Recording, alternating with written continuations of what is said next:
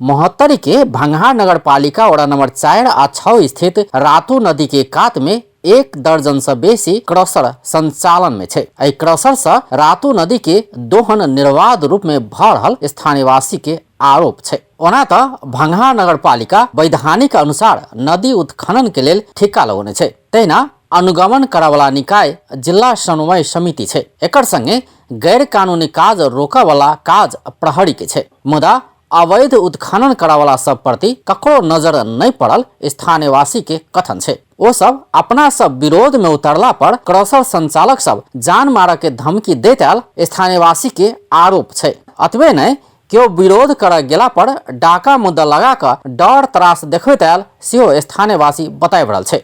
एक जनाले टिफर हाम्रो माथि उ बढाएको थियो। त्यसै क्रममा हामीहरू रोक्दै पछाडि गएर मुद्दा हालिदियो, डाका मुद्दा कि हाम्रो करेसर लुट्न आएको थियो यिनीहरू भनेर, 15-16 जनाको समूहमा लुट्न आएको थियो भनेर मुद्दा हालिदियो। मुद्दा हाल्दाखेरि हामीहरू 3 महिनासम्म भाग्दै अनि पछि गएर हाजिर भयो। हाजिर हुँदाखेरि त्यहाँ 1 लाख धरौटीमा छोड्यो हामीलाई।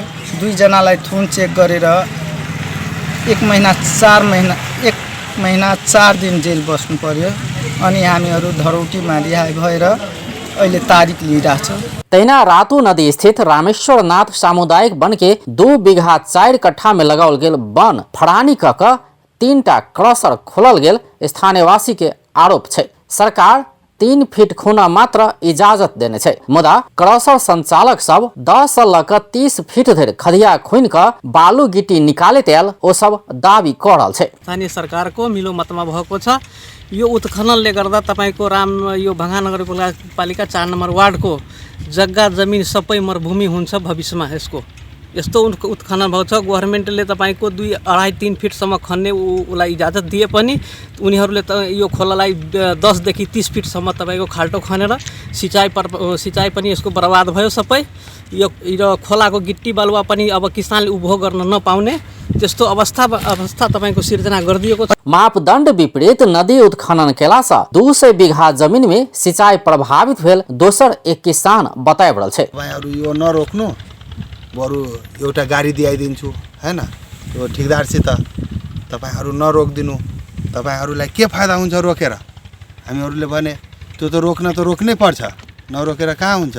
यो यस्तो काम गरेर यो सबै जनतालाई मार्ने हो भनेर भने त के भन्यो कि अब तपाईहरु कुरो बुझ्नुहुन्न भने तपाईहरुलाई त्यो 2-4 लाख रुपैयाँ अरूलाई दिएर मरवाई दिन सक्छ। चैत वैशाख महीना आवस पहिने ही इनार बोर्डिंग कुआ सहितक सुखा लागल सेहो ओ सब कहि रहल छे। अवैध उत्खनन रोक वडा कार्यालय, नगरपालिका, जिला समन्वय समिति, जिला प्रशासन कार्यालय, अख्तियार दुरुपयोग अनुसंधान आयोग में 600 गोटे के हस्ताक्षर सहित के निवेदन दिलो पर कोनो सुनवाई नहीं भेल स्थानीयवासी कहि रहल छे। सब हमरा गाँव सब साथ देला। एक दिन के समय में हम सब गाड़ी घेर कर ली तो हमरा पर ऊपरे से प्रशासन खटा दिल के कि सब हमारे गाड़ी अपहरण कर लेने के तेहन वाला बात तो भेले। हम सब भागल फिर जिला समन्वय समिति में, अख्तियार में, एसपी कार्यालय में आके अथी वार्ड कार्यालय में, नगरपालिका में 70 दर्ता करेली। एक 5 से 10 घर के मुचुल्का उठाकर कि नहीं हम सब खोला उत्खनन करे ते के विषय में गाड़ी रोकने छी कि हमरा सबके अथी आग्रह है कि खोला नहीं खन दे। तेहन सब कही हम सब अथी के ली, लेकिन ऊपर से कोनो सुनवाई नहीं ले, उल्टे हमरे पकड़ धकर करे लगले। ते टाइम में सुरेश सिंह जी अपनो आयल रहे और एसपी साहब एले आबि के अपन नदी देखलक, कहलके नहीं अलीगल तरीका से खनाले खाल्टो भरब पड़ते। एम्हर भंगहा नगरपालिका वडा नंबर 4 के अध्यक्ष अशोक महतो सेहो क्रशर संचालक मापदण्ड विपरीत नदी उत्खनन क बदमाशी कर रहल बताइ रहल छे। अपना सब अनजान में सिफारिस कक पछता रहल सेहो ओ सब कहि रहल छे। भन्नाले हामी मापदण्ड हामीले यहाँ क्रशर सञ्चालन गर्ने सिफारिस गर्दै हो।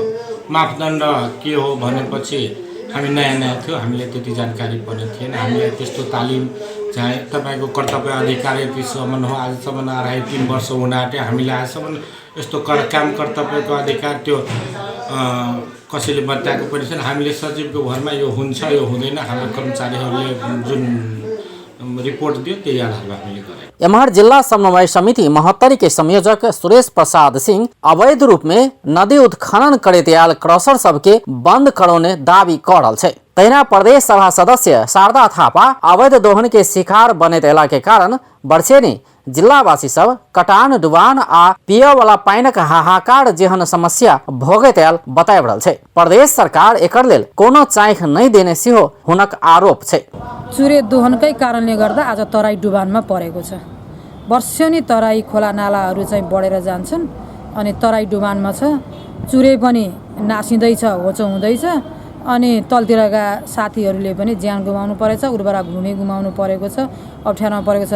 तर प्रदेश सरकारले जुन हिसाबले चाहिँ अगाडि लाग्नुपर्ने हो त्यसलाई प्रमुख समस्याको रूपमा लिनुपर्ने हो, अहिले प्रदेश सरकारले लिइरहेको छैन। एम्हर क्रशर संचालक अपना सब वैधानिक तरीके से क्रशर चला रहल दावी कऽ रहल छै। ओ सब अपना सब के किछ व्यक्ति समय समय में डिस्टर्ब कर आबि रहल सेहो बताबि रहल छै। कानुनीबाटै प्रक्रियामा हामी अगाडि बढे।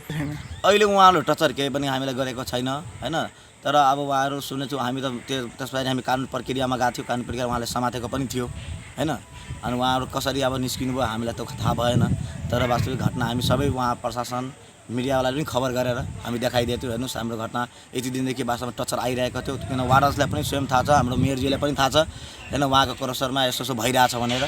तर पछि आएर त हामीलाई अलिकता बिजोगै पार्ने अवस्था बनाइदियो। महोत्तरी में रहल अधिकांश क्रशर उद्योग प्रदेश सरकार जारी केने मापदंड विपरीत संचालन में रहल स्थानीयवासी के दावी अछि। एहि बात के सिफारिश आ अनुगमन करयवला निकाय सेहो स्वीकार कऽ रहल छै, मुदा नियंत्रण दिस खासे ध्यान नहीं देल गेल छै। अपन टेलीविजनक लेल महोत्तरी से ललन मंडल के रिपोर्ट।